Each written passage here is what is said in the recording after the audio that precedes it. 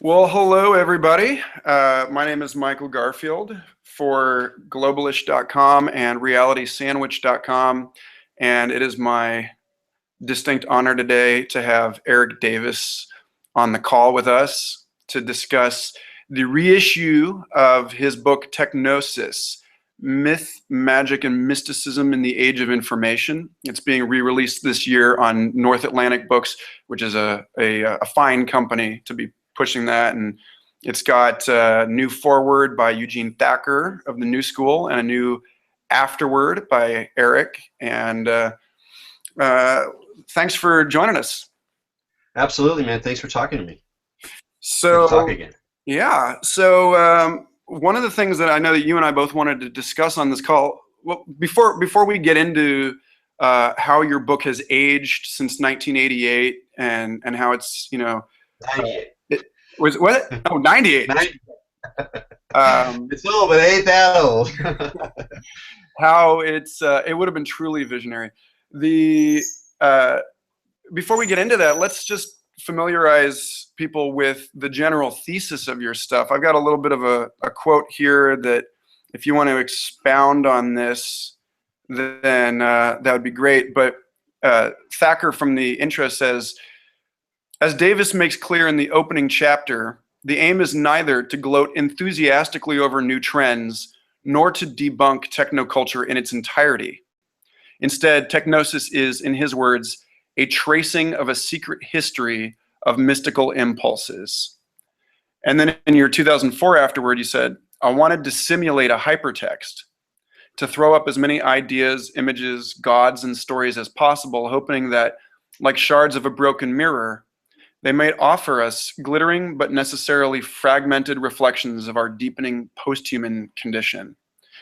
So, I mean, this is one of the only books I know that really addresses the religious impulse in our relationship to technology, even in secular cultures. And I don't know what else you might say in an elevator pitch to Well, some. I might just, maybe talk a little bit about how it came about. I was in the early '90s. I was a music critic, but I wrote a lot about kind of emerging technology trends, and so I was tuned into that weird early '90s mishmash of Mondo 2000 and the whole Earth Electronic Link and early virtual reality, MUDs and MOOs, and that whole kind of pre-web technoculture moment where things were clearly leaking out of the academy, and a lot of underground people and countercultural people and artists and weirdos were using it as a different kind of social space, and people could tell that really extraordinary things were going to happen relatively soon, and that got people kind of excited about the possibilities, and sort of tuned into a certain kind of street futurism. And I was really interested. I've always been interested in religious cultures and subcultures and spirituality and mysticism and the occult and traditional religion and Taoism, Eastern practices. I've just always been into it. And as a culture critic, I just noticed that there were these interesting places in all these different religions and spiritual practices where the issue of technology would come up in some way, whether they would use it as a metaphor, so literalist Christians who were interpreting the book of Revelation as an allegory of our contemporary political situation would describe the angels mentioned in some of the visions as being satellites who were beaming who made it possible to beam the Word of God to every human being on the planet. So this idea of a kind of globalism is already inside the religion, and then it gets kind of imaginatively extended through these technologies, which are also real technologies that are spreading the word as we speak. So there's this way in which religion and spirituality kind of refer to its own media substrate, its own way of engaging communications gear. And I just became fascinated with it. And I just started to pluck it from wherever I saw it, in UFOs and and Kabbalistic ideas about the nature of language and information in kind of a Gnostic mystical sense, and science fiction ideas about religion. So I just started to gather all this material, and as I was doing it, it was clearly like the new world was dawning and the World Wide Web hit, and we realized this was going to change reality and human life, and so it just called for a kind of expression, which is a reminder that even though technology is deeply bound up with rationality, with the progress of science, with the notion of secularism, of like overcoming the religious impulses of the past and earlier mythic ways of thinking, that those forms of thinking and experiencing the world don't actually disappear. They continue in religious forms, but they also continue in disguise. And paradoxically, one of the places that they've continued in disguise is precisely in those technologies. And as I looked at the history of media, it was very clear the way that ideas, mystical ideas, apocalyptic notions fed and fueled our fascination with these tools and shaped the stories that we inevitably told about what they meant for us and how they were changing human experience, how they were changing our capacities, both our transformative capacities and the new terrors, the new demons that emerge with every shift in technology. So it just became this wonderful kind of lens to see what was happening, but from a different angle that I think tied in with a lot of aspects of human experience and human culture that aren't often seen in light of technology. And so that's why I think why it still speaks to so many people. Yeah, there's this whole strain in there about the religious impulse being alive and well in postmodern global electronic civilization. There's a lot of conversation around the new atheism and how the new atheism is sort of the negative formulation of fundamentalism. And then more recently, looking into the Mars One mission, that people are now sort of competing, or there's like 200,000 candidates to be the first 4 people on Mars. And so that the opening of that frontier is in its own way animating that same religious impulse that we once had, executing manifest destiny across the American continent. And then even in the first issue, the first edition of TechGnosis, you had a bit of commentary on extropianism before Ray Kurzweil came out and pinned popularized Werner Vinge's technological singularity, and just this notion that we have a destiny in the machine, that we're going to transcend the conditions of our material nature. Very much a Gnostic impulse, and very much in a continuity philosophically with the dualism of mind and body, and our angelic destiny and our ape inheritance. It's kind of funny in light of your work on this and the work of other people, how oblivious most of us are to the way that linear mythic narrative from mud to stars is motivating so much of what we think of as a strictly secular Silicon Valley commercial culture. Yeah, absolutely. In a way, it's the more I've thought about what I do and what I write and what I provide for people, it comes back to a certain way of thinking about history, that there's ways of telling historical stories about what happened before, what was motivating people 1,000 years ago or 100 years ago, that I believe can illuminate our kind of contemporary condition, because everyone is just totally confused. It's just crazy. And if you're not totally confused, then you have some agenda that you're selling. And and most of us are kind of stuck in between even this, our confusion and the vision we're kind of selling. We're not really sure why.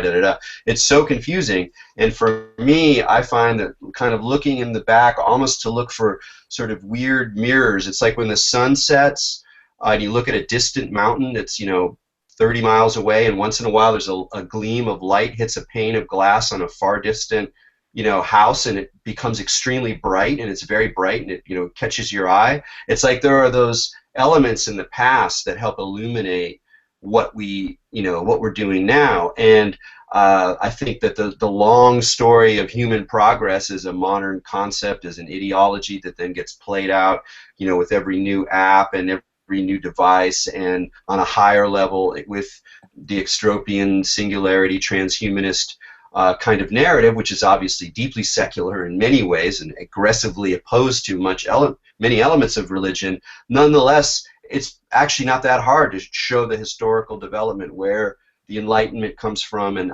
fantasies and myths that are motivating the turn to science, even elements of Rosicrucianism and secret societies that have their own kind of allegorical, mythical way of thinking that goes directly into the modern engineer and the notion of constructing the perfect city and using technology to create and design human beings and human society in a way. So that utopian impulse always is connected to these linkages. And to my mind, if you bring those stories up, you actually get to see in a more rich way, a more multidimensional way, what's happening now, as opposed to the other impulse, which you often hear, which is like, no, we're in a totally new moment, drop all the old stories, we're going to rewrite what's happening. And there's a reason for that. But to my mind, it's richer and more illuminating to dwell on the echoes across time. Yeah, there seems to be a relationship between that sort of reflection of pre-modern culture in the postmodern electronic culture and the way that we're, what Douglas Rushkoff and Presenshaw called the narrative collapse, which I don't believe was his term, but it's a fine recent use of it. We're sort of dissolving the linear mythic narrative and returning to this manifold idea of time. And so in that sense, it's kind of funny to me how, in spite of their obvious failure as literal and concrete predictions, people like Terence McKenna's Time Wave, that viewed this roughly this time, around 2012, as the exponential spike in novelty and our inability to tell a coherent history. In that sense, it seems to have come to pass.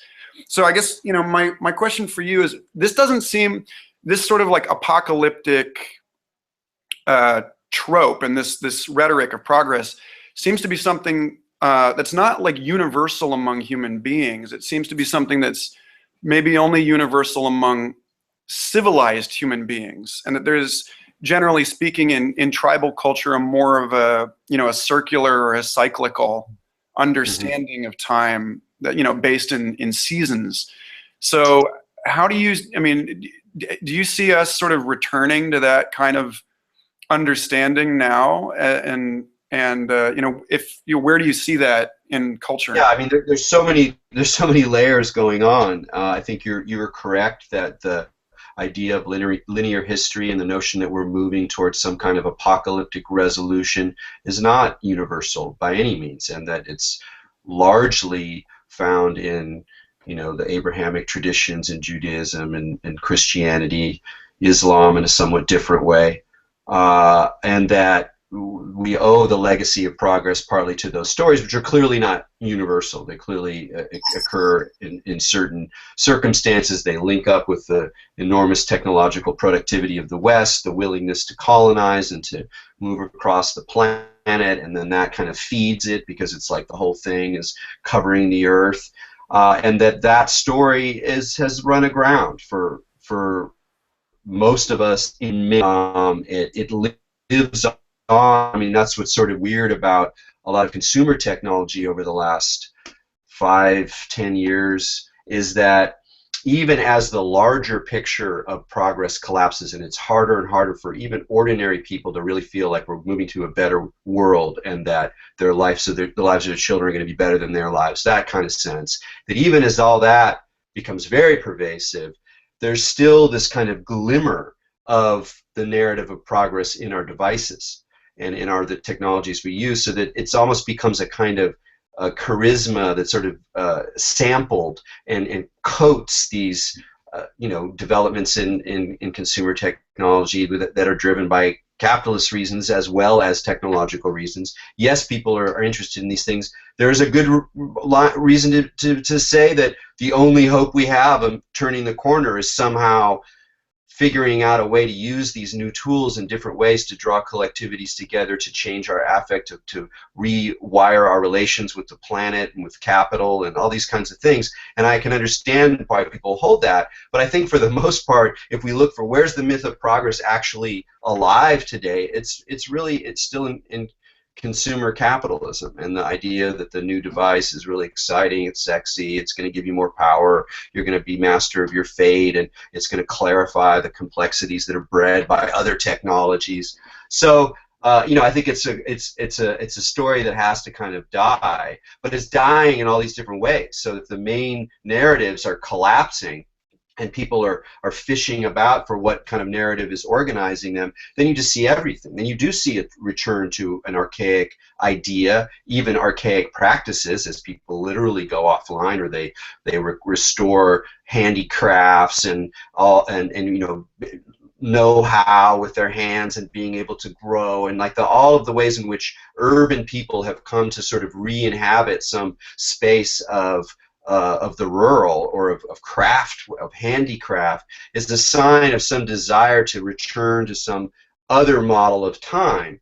But that's just one example, and then other people are just become more nihilistic, or they become very functional, where it's like, well, I'm just going to like do the work I can in the few places that I can do work, or they embrace the complexity and try to come up with, and this is sort of the way I am, is like, how do you come up with models that aren't just giving up the idea of organizing narrative, but recognize that we're in this sort of multidimensional space where we're being called upon to kind of step beyond the human frame in so many different dimensions, to relate to the planet in a different way, to relate to creatures in a different way, to relate to our own bodies in a different way, to relate to technology in a different way, and how we get stories that help us shape this post-narrative, post-human transformation is really tough. It's a real challenge for the imagination, and in that sense, I still think there's a lot to be said for understanding the inheritance of the religious imagination, of spirituality, of the occult, of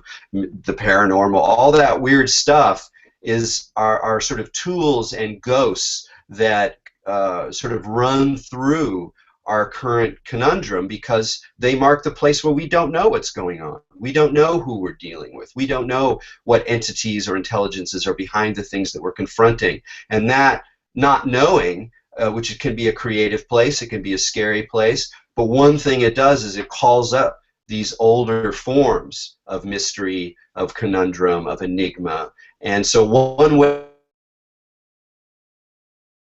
or another,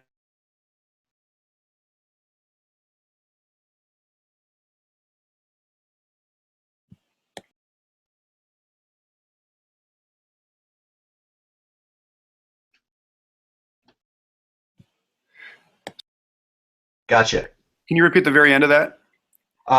One way or another, we're going to be wrestling with these enigmas and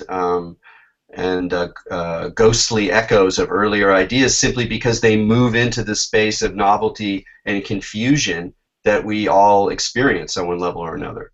Yeah, well, just to sort of lovingly embrace that computer metaphor, it seems that we're all sort of hardwired to relate to our surroundings as as agentic, as subjects. I was listening to a recent Christopher Ryan podcast, tangentially speaking, where he was talking about that, about how, he's very interested in pre-civilization humanity, and how we're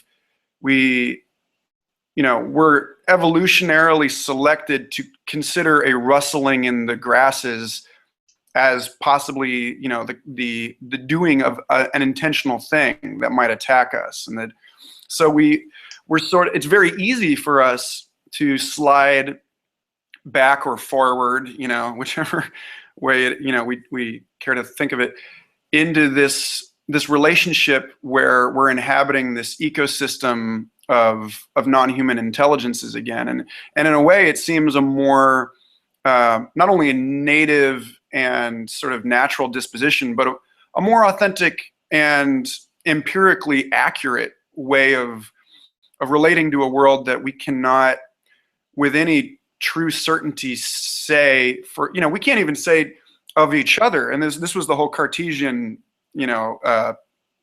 dilemma here. I can't even say that this cat has subjectivity with absolute certainty, So there was a both of these issues. Have you read Glass House by Charles Stross?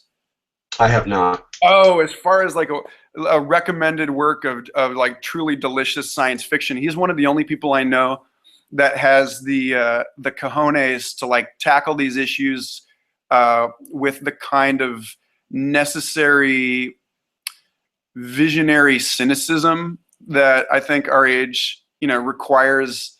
At least, it's a welcome contribution to the discourse. And in this particular book, it's a very believable vision of the future where, we have achieved the post-human dream of, of fully digitizing the human being and achieving technological immortality.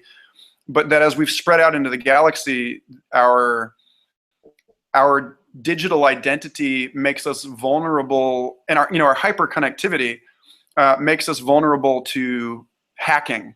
And that this is something that people like Terence McKenna weren't really considering when they were, proselytizing the utter and complete destruction of all boundaries at the end of time, was that, you get into these situations like the Minneapolis I-35 bridge collapse a few years ago, where there was no redundancy in the system, and or economic collapse anywhere these days. One tiny thing goes wrong, and it cascades through the whole system. So in Glass House, they discuss how people actually we get to this point, and then people start pulling out and choosing mortality and choosing limitation, because it helps them address the anxiety and the insecurity of the post-human condition of not knowing whether their memories have been implanted or whether they've been hacked or replaced or modified in some way. And it's very much alive now in the way that we, that the Alvin Toffler future shock, the way that you see various people adopting a diversity of strategies to deal with the complexity and the lack of clarity, this growing not knowing, that you were talking about is, sort of, we're kind of flipping the script here on, what we viewed science as this, this ultimate knowledge was the goal. And now it seems that the actual goal of science is ultimate ignorance, and a kind of, spiritual humility with respect to just how little we can know, even as transcendental post-human spiritual cyborgs. No, it sounds like a very powerful allegory. I mean, I've thought very along kind of similar lines. There's even sort of metaphysical twists on that. I mean, you can, there's in various theosophical traditions and what else that we choose our incarnations. And one way of sort of thinking about that is that, like, it's too much to be part of some, collective galactic all mind, and you're like, you want nothing more than to take a vacation in a meat body, even though the end of the vacation isn't so pleasant. It's great just to like have a little, a little cave. And I often think of that myself as probably as I get older, and I have this little world that I live in, with my abode and my friends and the network of places that I visit, and it's like this very, very fragile little sphere, and I become more and more aware of just how fragile it is, just how easy it would be for it to be destroyed, and experimenting with the edges, but then also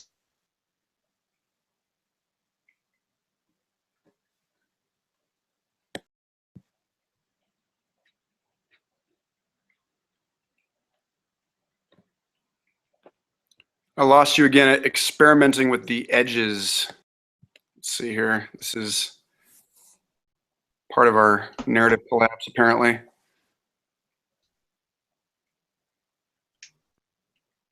Did you miss that? I missed the very end of that. but can you hear me now? Yes, I can. Okay. So in relationship again to, this is something that you bring up in the new afterword with respect to, the way that, conspiracy theory blossoms in this space of not knowing, because we can never be 100% sure of whether the agents that we're interacting with are, piloted by someone working for the NSA or autonomous bots, that have just, run wild Jurassic Park style online. But there was a great piece of news that I found just today, just before we got on the call, that feels like it ties all of this together, which was that, I'm here in Austin, and this week at Austin, they are debuting the new film Ex Machina, which is about a female android sort of navigating her identity crisis, whether she's a human being or not. They advertised this film by creating a fake Tinder profile with the pictures of the actress playing Ava, this robot, and they wrote a script that was interacting with people that swiped yes on her profile, that was leading people to the website for the film. So there's this sort of issue of the, ultimately, even as our narratives and our myths are collapsing, so is our, this sort of naive relationship to the Turing test and our ability to determine, whether, people were talking about how crestfallen they were, that they had been, the ads are getting smarter, and the ads are starting to relate to us intelligently and have a conversation with us. They're no longer merely tracking our preferences, but they're actually, engaging us. So I'd love to, hear you riff on that somehow. But I am playing here with this connection.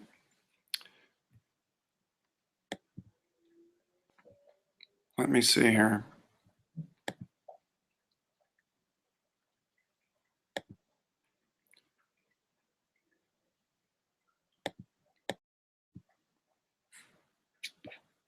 Are you getting this at all?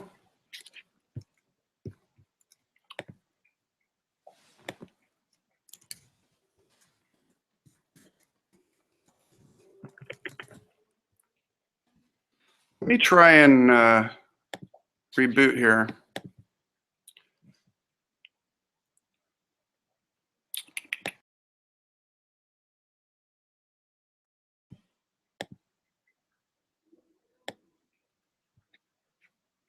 Still there?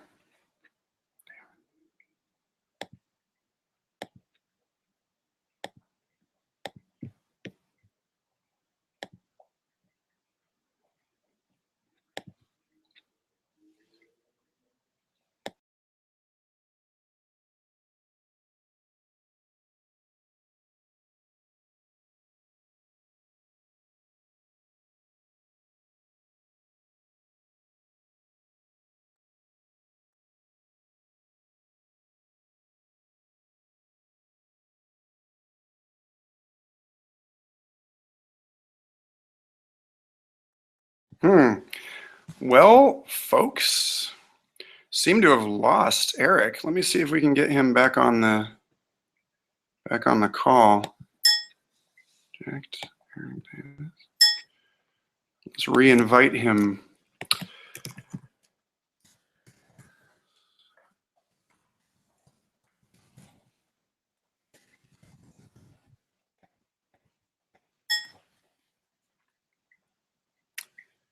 Yeah, part of the complexity of this situation is that we're, for all of our rhetoric, we really are living with sort of one foot in the scientific vision of this world, and one foot in the actual complexities of the situation.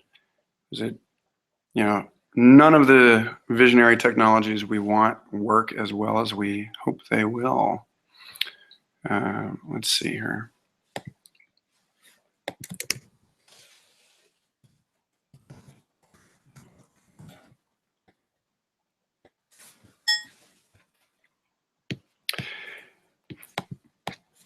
In the meantime, I can read some sections from the new afterwards of this book. It's absolutely fantastic expansion on the ideas and the way that they've aged over the last 17 years since its publication. They says, McLuhan believed that an electronic culture of global citizenship would face some tremendous growing pains. And that is how we must see the current crisis if we are not to succumb to it, as very narrow straits within a wider world beyond. Paranoid politics and the guy in mind are two sides of the same coin, spinning like our planet through the cosmos. Everything's still possible because everything's still moving. And then